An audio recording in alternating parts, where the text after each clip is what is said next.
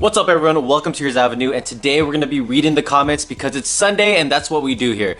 Alright, so today's going to be kind of a quick video. I'm going to read a few comments, so let's get started. So I'm going to read comments from my Spider-Man Homecoming video and a few DC ones as well. So let's start with Brock Hill. He commented on our Spider-Man video and he says, personally thought that Homecoming was the second worst behind The Amazing Spider-Man 2, with Spider-Man 1 being number 1, and that Tom is the worst Spider-Man with Tobey being number 1.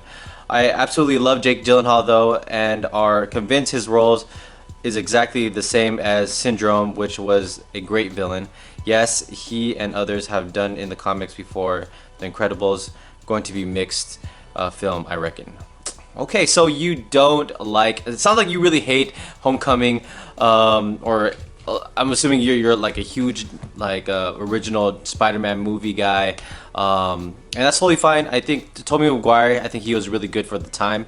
I heard something, like, I think I read something online where this guy on Instagram was like, what happened if Tobey Maguire came back and did a really serious, older Spider-Man version that has nothing to do with what's going on right now, and it's just like a one-off movie. I think that would be great. But yeah, I mean, to each their own. I think a lot of people would say that they do like Tobey Maguire more than Tom Holland. But yeah, all right, let's move on to Shinakage. He says, agreed. I'm insanely excited for this film. Spidey is my favorite Marvel character, and I'm looking forward to seeing the live action iteration of Mysterio.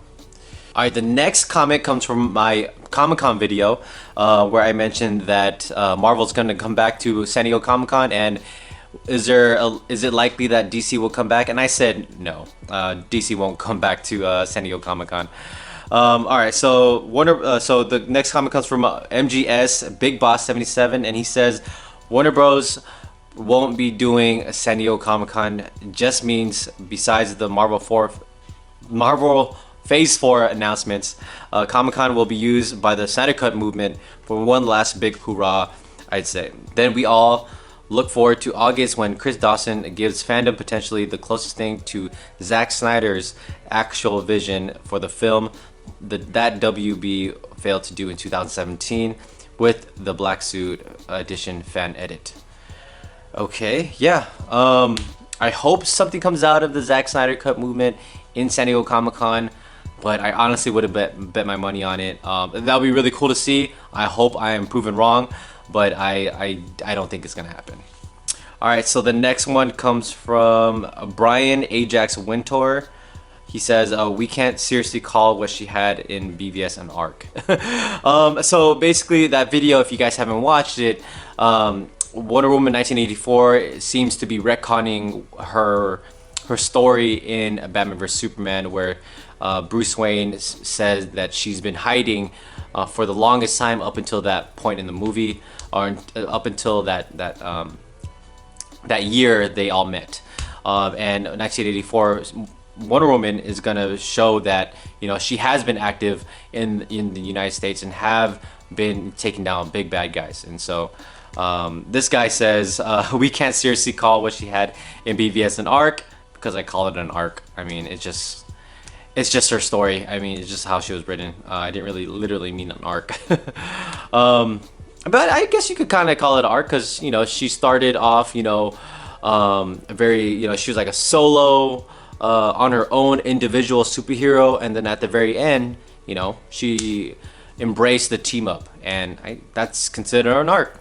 All right, so the next comment comes from Peter Tibris Parker. He says BVS deserves to be completely retconned. Yikes.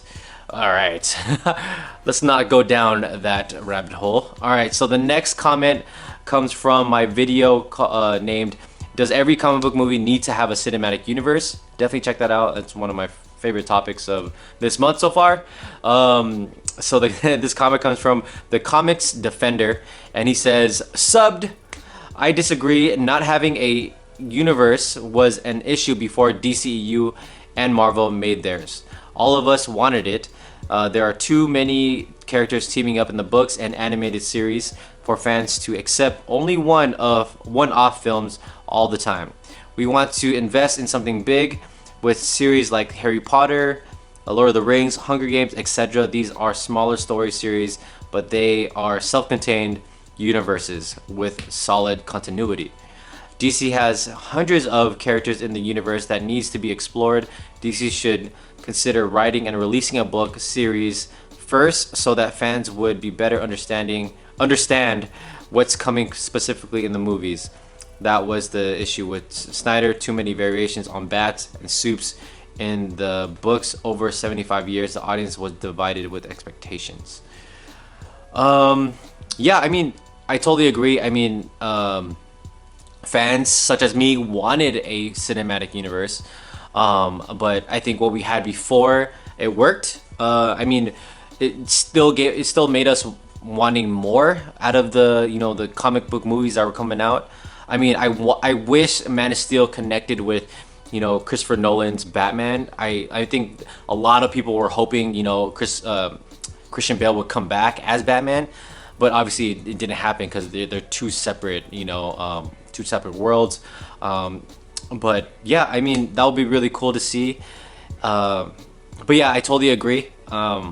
But the thing is, when you kind of lost me when you said DC should consider writing and releasing a book series first so that fans would be better understand what's coming specifically in the movies. I mean, DC and Marvel, they've written a lot of comic books. I mean, years of comic books. You know this. And I think they don't need to make another comic book for the movie. I mean, they make prequel comic books leading up to the movie.